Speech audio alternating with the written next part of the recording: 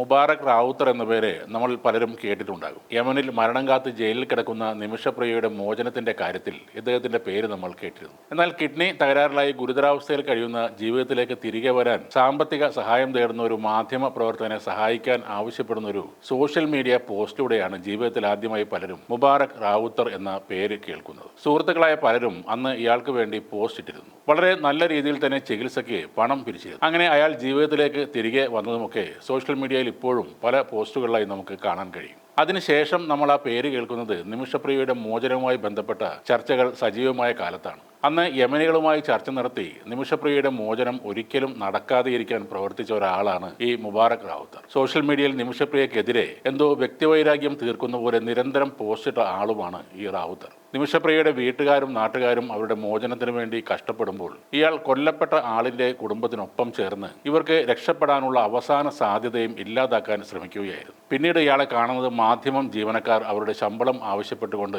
സമരം തുടങ്ങിയപ്പോഴാണ്. മാധ്യമത്തിൽ നിറയെ RSSകാരാണെന്നും അവിടെ അങ്ങനെ ഒരു ശമ്പള കുടിശ്ശികയെ ഇല്ല തുടങ്ങി ജമാഅത്തെ ഇസ്ലാമിക്ക് വേണ്ടി സംസാരിച്ച ഒരാളാണ് ഈ റാവുത്തർ. റെജീന എന്ന സ്ത്രീ അയാൾക്കെതിരെ പരാതി കൊടുത്തുവെന്നും കേസ് രജിസ്റ്റർ ചെയ്തിട്ടുണ്ട് എന്നും പിന്നീട് അറിഞ്ഞു. അതിനിടെ ആക്ടിവിസ്റ്റായ ശ്രീജ നെയ്യാറ്റിൻകര ജമാഅത്തെ ഇസ്ലാമി നേതാക്കളെ വിളിച്ച് കരഞ്ഞുവെന്നും വാടക വീട് ആവശ്യപ്പെട്ടുവെന്നും പറയുന്ന ഒരു പോസ്റ്റും ഇയാൾ ഇട്ടിരുന്നു. വേറൊന്നുമല്ല, വ്യക്തിഹത്യ മാത്രമാണ് ഇയാളുടെ ഉദ്ദേശം. ഇപ്പോൾ മാധ്യമ പ്രവർത്തകർക്കെതിരെ നടത്തിയ സൈബർ അറ്റാക്കിംഗ് കേസ് നേരിട്ട് സൈബർ പോലീസിൽ ഹാജരാവാൻ വന്ന ഫോട്ടോയാണ് നമ്മൾ സോഷ്യൽ മീഡിയയിൽ കാണുന്നത്. അപ്പോഴും ഇവൻ പറയുന്നത് തനിക്കെതിരെ നടക്കുന്ന സൈബർ അറ്റാക്കിനെതിരെ പരാതി കൊടുക്കാൻ വേണ്ടി പോയതാണ് എന്നാണ്. നിമിഷപ്രിയയുടെ വിഷയത്തിൽ ഇയാൾ ഉണ്ടാക്കിയ കുത്തിത്തിരിപ്പ് ചില്ലറ ഒന്നുമല്ല. വിദേശത്തെ ഒരു മലയാളി കേസിൽ പെട്ടുപോയാൽ ശരിയും തെറ്റും നോക്കാതെ അവരുടെ മോചനത്തിന് വേണ്ടി ശ്രമിക്കുന്നവരാണ് നമ്മൾ മലയാളികൾ. റഹീമിന്റെ കേസൊക്കെ അതിന് ഉദാഹരണമാണ്. അന്ന് 40 കോടി രൂപ പിരിച്ചത് കണ്ട് അറബികൾ പോലും ഞെട്ടിപ്പോയിട്ടുണ്ട്. നിമിഷപ്രിയയെ കൊലക്കാരിയിൽ നിന്ന് രക്ഷിക്കാൻ തന്നാലാവും വിധം ശ്രമിച്ച ബഹുമാനപ്പെട്ട കാന്തപുരം അബൂബക്കർ ഉസ്താദിനെ കുറിച്ച് അവിടുത്തെ യമനികളോട് ഇല്ലാത്ത കുറ്റങ്ങൾ പറഞ്ഞു കൊടുത്തത് ഇവനാണ്. അവരുടെ സോഷ്യൽ മീഡിയ അഡ്രസ് തപ്പിപ്പിടിച്ച് ഇവൻ കാന്തപുരത്തിനെതിരെ ഇല്ലാത്ത കഥകൾ പറഞ്ഞു കൊടുത്തു. നിമിഷപ്രിയ മുസ്ലിം അല്ല എന്ന ഒറ്റ കാരണത്താലാണ്